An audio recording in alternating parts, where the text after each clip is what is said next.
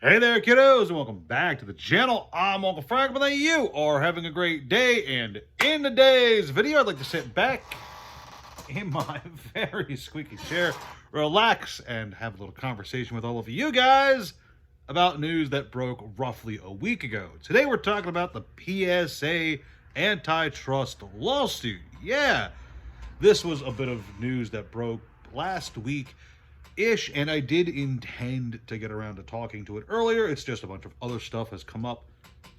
Other videos were made, and so we're getting around to talking about it now. So yeah, crazy stuff. PSA's been in the news. It feels like they're in the news a lot more lately, with more and more stuff coming up. Scandals, controversies, all that stuff. But a lawsuit, an antitrust lawsuit, is a pretty big deal. So let's just read from this article from valueaddedresource.net. Feel free to look that up. I will try to remember to leave a link in the description below if you guys are curious to read the article yourself. But PSA parent company Collectors Holding Inc. faces proposed class action alleging acquisition of SGC and Beckett created an illegal monopoly, harming trading card hobby enthusiasts with higher prices and poor service standards. The suit, brought by plaintiff Michael Rasmussen, was filed this week in California, naming Collectors PSA, SGC, and Beckett as defendants and seeking damages and forced divestment as remedies for alleged antitrust violations. The initial complaint gives background on the history of the trading card grading industry, detailing how it adds value for collectors and how PSA's dominance of the market has evolved over the years through mergers and acquisitions. There's a little direct quote, I guess. Prior to the acquisitions, there were 4 major independent card grading companies: Defendant PSA, which has been owned and operated by defendant Collectors since 2021 and controlled roughly 72% of the relevant market; Defendant SGC, which controlled roughly 5% of the relevant market; Defendant BGS, which controlled roughly 3% of the relevant market; and non-party CGC, which controlled roughly 18% of the relevant market. Although PSA was the dominant player in the market, defendants SGC and BGS served important roles as growing competitors that offered lower prices and higher quality services, usually through faster turnaround times for card grading than PSA. Interesting to note there. As a result, they provided significant downward competitive pressure on prices and upward competitive pressure on service quality for consumers. Rather than compete with SGC and BGS on the merits of decreasing prices and or increasing service quality, defendant Collectors acquired both companies to cement its monopoly power in the relevant market. Collectors acquired SGC in February of 2024 and BGS in December of 2025. As a result of the acquisition, defendant Collectors controls roughly 80% of the relevant market. That is huge. Following each acquisition, defendant Collectors increased prices and decreased the quality of services for both PSA and the acquired company. Which, yeah, little side tangent, yeah, that is something that's been claimed a lot. For example, following its acquisition of SGC, Collectors increased prices for SGC services by 20%, increased turnaround times for graded cards by as much as 400%, and reallocated significant assets from SGC to PSA to shrink SGC and turn it into a specialized boutique grading company, i.e., not a competitor to PSA. Through these actions, defendants harmed competition and consumers.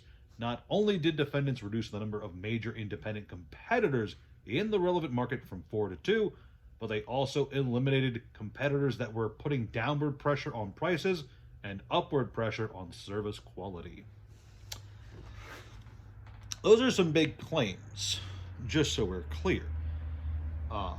And those are some serious accusations. As you guys are aware, monopolies damage markets, uh, ultimately bring down the overall quality of the, well, the services rendered, in this case, the grading services. And to be clear, in the last year or so, there's been what feels like a tidal wave of allegations, complaints, controversies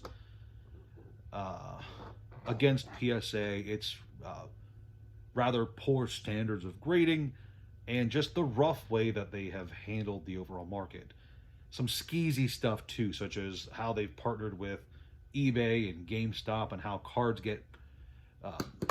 go missing, or cards get damaged in the grading process, or damaged during a reslabbing process, or how they will say a card is a 9 and then offer to pay out the owner of the card, and then once they own the card, they'll suddenly say it's 10 and sell it for a much higher price. There's all kinds of controversies. Honestly, if you just want to look around YouTube, I guarantee if you type in PSA controversy and just hit search on YouTube, you're probably going to find a slew of videos. So this isn't exactly news. But it does speak volumes that actual legal action is being pursued against them. Now, whether this is going to have any actual effect on the company, let me be very clear. I'm not a lawyer or a legal expert. I have been in 0 cases as a lawyer, or do you count Phoenix Wright? Because I played a bunch of Phoenix Wright games. No, that doesn't count. So, obviously I can only hazard a guess as to what the overall effects of this potential lawsuit, because it's seeking a lawsuit, right? Maybe it's gone forward since then, but yeah, I can only hazard guesses. It looks like they're either trying to pursue damages or potentially break up the company so that it's not a monopoly. But there has been chatter about this.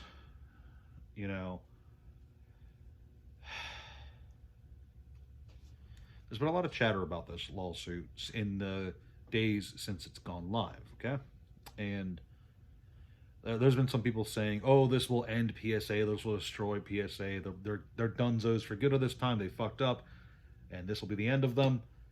But I personally lean more towards the opposite end. I very much doubt that this one lawsuit will vaporize a company like PSA,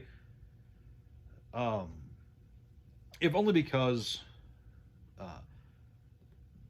companies themselves, especially larger companies like PSA, like collectors,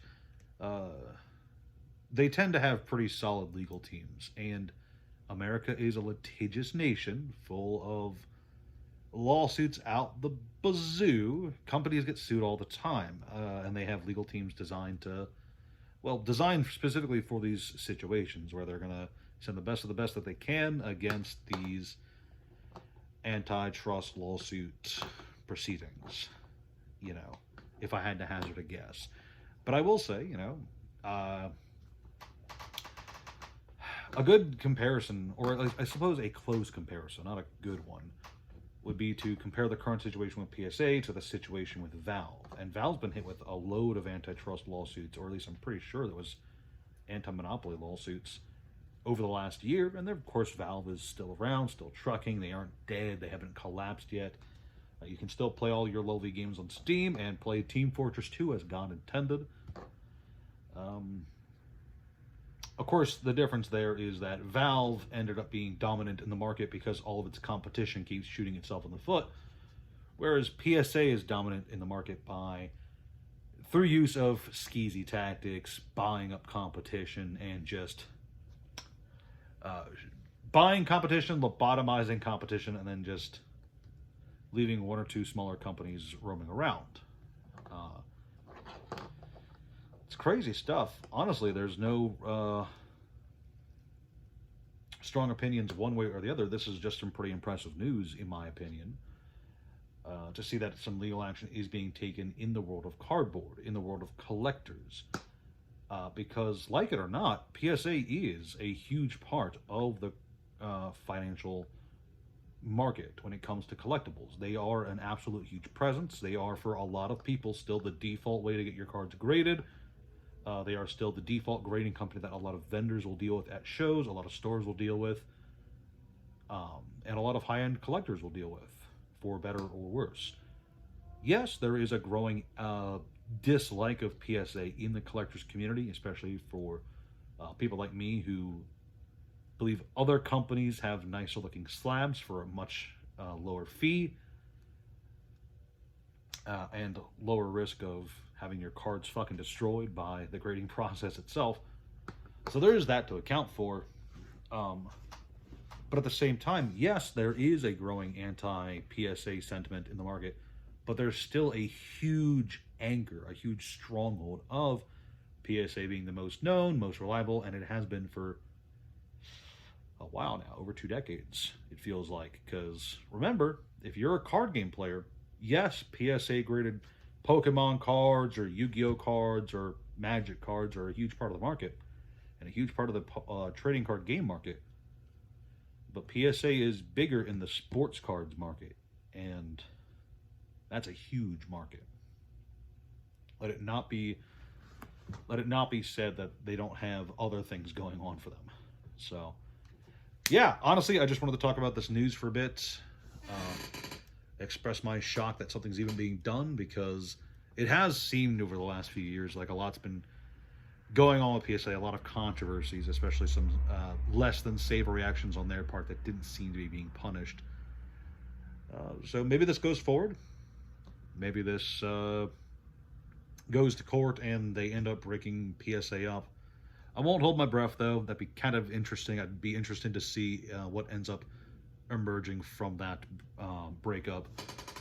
But for now, all I can say is I am, of course, like most of you guys out there, going to keep an eye on the situation, keep you guys posted if anything comes up that I think is worth talking about. And yeah, PSA is getting sued. Crazy stuff. Thank you guys so much for watching. Like, share, subscribe, all that jazz. Check out the Discord, the Patreon, the TCG Player. I forgot the name of the store. TCG Player link. All that jazz is good. And it helps me out. Ciao, guys. Boop.